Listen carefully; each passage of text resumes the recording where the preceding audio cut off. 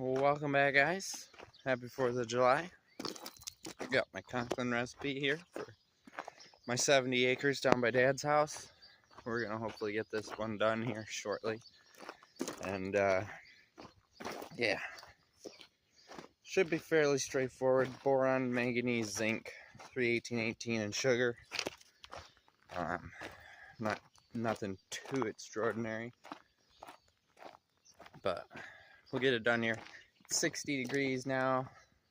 Real feel is 65, but it's going to start going up, and it's going to go up fast here in the next hour or so. So gotta get it done as quickly as possible. So what I did was I used the shuttle pump to pull enough out of that tote into that tote to use this. I needed 210 gallons of 31818, so I did that. Dumped everything else in the cone and inducted it through while it was filling. And now we're sitting at 450. We're pumping water right now up to 560 gallons, and that's enough to do the 70 acres that I'm gonna go do. And there should be some left in the tank when we're done, because I am gonna leave a check strip in that field to do a yield check so that we know if it does anything or not. But I'm pretty sure we're gonna see a difference. Just left our check strip over there to the right. It was a pretty consistent pass, so I felt comfortable doing that. So we're foliaring now. That boom's a little high, the other one's a little low. I gotta adjust. And I'm off my line. Spraying's easy when you got 5 hands. Alrighty, I'm gonna put you down now, but this is what the beans look like before foliar. You guys can tune back in a couple more videos and we'll take a look at these again once they're foliared. The tire was not flat yesterday. And it was not flat last night when I brought it up. So somehow driving from the field, which is on the other side of that barn, to there, I managed to pick up something and cause a flat tire. Lovely. Gonna have to fix that. Not today though. We won't have time. I'll just rake with the Massey and then switch this out for the Massey and get back to it. So right now, we're just clipping along at a pretty decent rate. We're running the rake at like 440 RPM. That's the direct RPM of the PTO shaft. And we're just trying to flip the hay. So I'm trying to keep the hay on the far third of the wheel. This rake does a really crappy job at flipping hay, but there's not really anything we can do about that.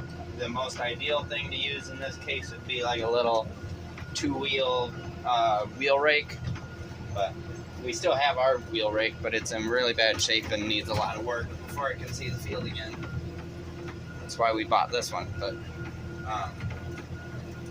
yeah, it does a good enough job. It fluffs the hay up and it gets it on a different side. At least it doesn't always flip it completely over, but it gets it to where the hay can dry down again. I really want to have a V-rake, but we can't at the moment. But this new mower, being a side tongue instead of a center tongue, really shows a V-rake would be really nice to have with this mower, because you don't have to follow the rows. You can just go back and forth and not worry about guess rows or nothing like that. So if you guys didn't see the last video, you have no context to why we're flipping these rows. Yesterday, let's go back, we mowed this field wide with the disc vine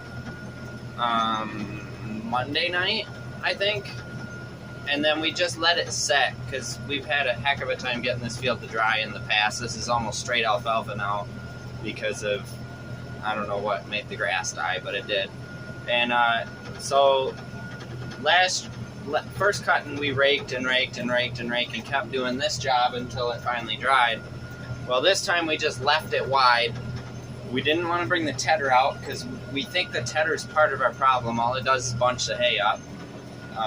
We're looking at getting the tedder here shortly. And so we left it wide and let it set, and it was good and dry on top yesterday,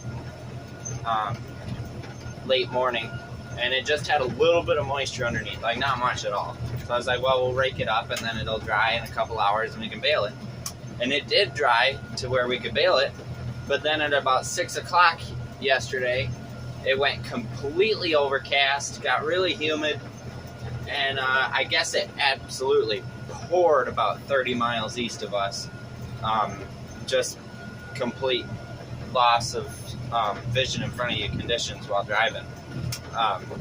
But as soon as that happened, this hay picked up moisture and became too wet to bale. So now what we're doing is we're flipping it over because all that moisture will have worked its way to the bottom of the windrow overnight, and flipping it over, and we'll give it an hour or two today to dry out a little bit, and then hopefully we'll be able to bale it up before family July 4th get together at 4. So I just finished up, but I got out and checked what conditions we're starting with, and yeah, the hay's a little damp on the top, so where we turned it over. I am worried that this is not going to go today because you can see the sky. We're fairly overcast, and I think it's supposed to be like that all day long. So are we going to get drying conditions today? It's supposed to be 95, 100 degrees today, but if the sun ain't out, it ain't drying. And we shall see. Time will tell, I guess, but I don't know.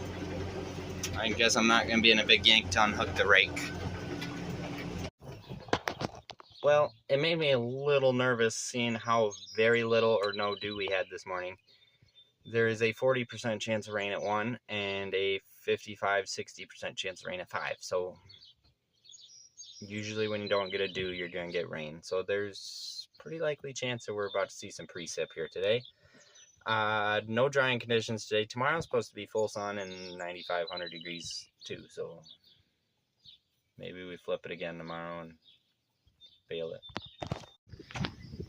Hope everybody had a good 4th of July. We certainly did. Dad was just out flipping hay again. It'll dry today. It's breezy, sun's out.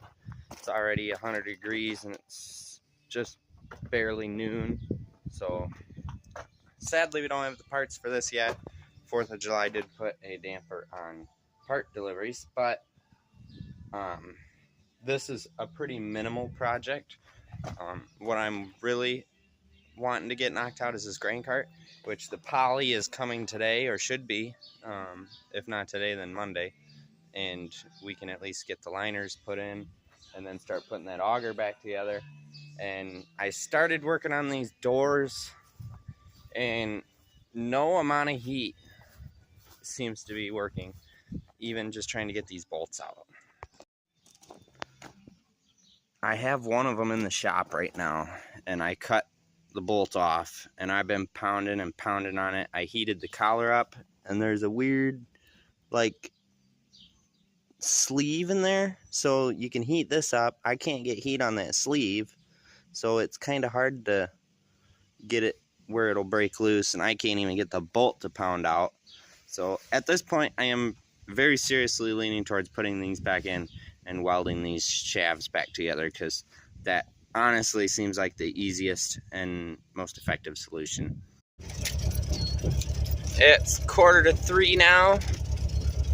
Hay seems to be dry, so we're gonna go switch the rake and the baler around and get going.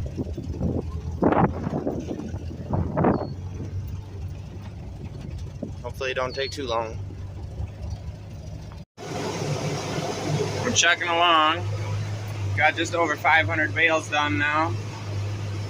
Total, not just today. But we're gonna stop at the end here and check our twine. Didn't even think about the fact that I can't buy twine today, being the day after July 4th. July 4th weekend, so that kind of sucks. We just get to run until we run out of twine, or and then switch over to round bales. So we'll see what we got left when we get to the end here, end of this row. And then once we get started over there, I think there's 2 long rows, and then we got to start dipping around those spots. I just got a bale stuck. I think it's going to be kind of close, but we're going to go down and back, and hopefully we're not out of twine by then, but we'll see. So we're going again. After that, we'll have some round baling to do, and then hopefully Dad will be back and we can pick all these bales up, because we got rain coming tonight and tomorrow and Monday. We're almost done. We got 2.5 rows left. Round baling is way faster than square baling. You just gotta be really good at doing the weave and getting your round bales even, because this one is a base model baler. So you get one overall chamber meter, but you don't get a side to side, which side is bigger than the other side sort of deal. So no auto tie, so we manually tie everything. All fun stuff. But we're almost done. We ended up with, I think, 520 squares. Looks like we're gonna end up with about 6 round bales. We've got 160 bales stacked here on the side. This is an old cattle barn, and it was monosloped, so there's a sloping side there, and then there's an alleyway down the middle, and these used to be free stalls. So I'm able to go 8 high up on the ledge. I think I was able to go 9 high down here last year, but I had 1 row last year going down the middle, and at one point these ones fell off that way, and another point those ones fell off that way. This was all round bales last year. I'm trying to make this all square bales. The other side will be straw, hopefully. I don't know how well the stacking will go there, but we'll see. But yeah, this is 160 of the bales that we baled a couple days ago, which could questionably have some wet ones in them, so I'm stacking them to where they're accessible, where if we start seeing or smelling issues, we'll start feeding them out. And so I have another 40 sitting there that I don't want to bring in yet. We're going to bring the dry ones in and stack 2 stacks this side. That'll be another 160, and then we'll stack the rest in the middle. And when we get up to the top 4 tiers, we'll throw those ones on the back tier so that we can feed this side out, feed those top 4 out, and then have the rest as dry for saleable hay. There's our 6 round bales. And then if we walk back here, we've got our 550 square bales. Making a dent. This is kind of like what I would consider our late season bale storage. And it feels wrong that we're already stacking in here. It doesn't feel like late season, but technically I guess it is. So 160 in that stack like you guys already saw.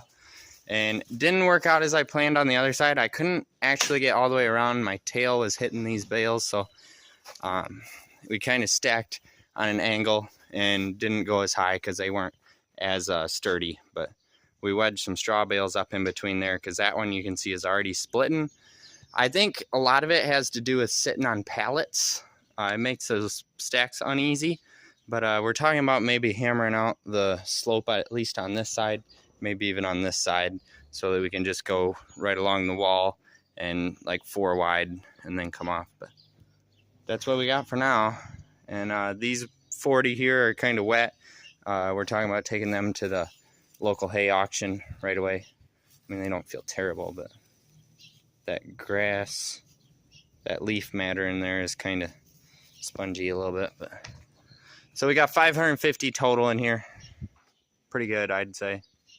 Stacked to the ceiling. There's 90 in the middle stacks, 80 in those stacks, and I think 70 in those ones.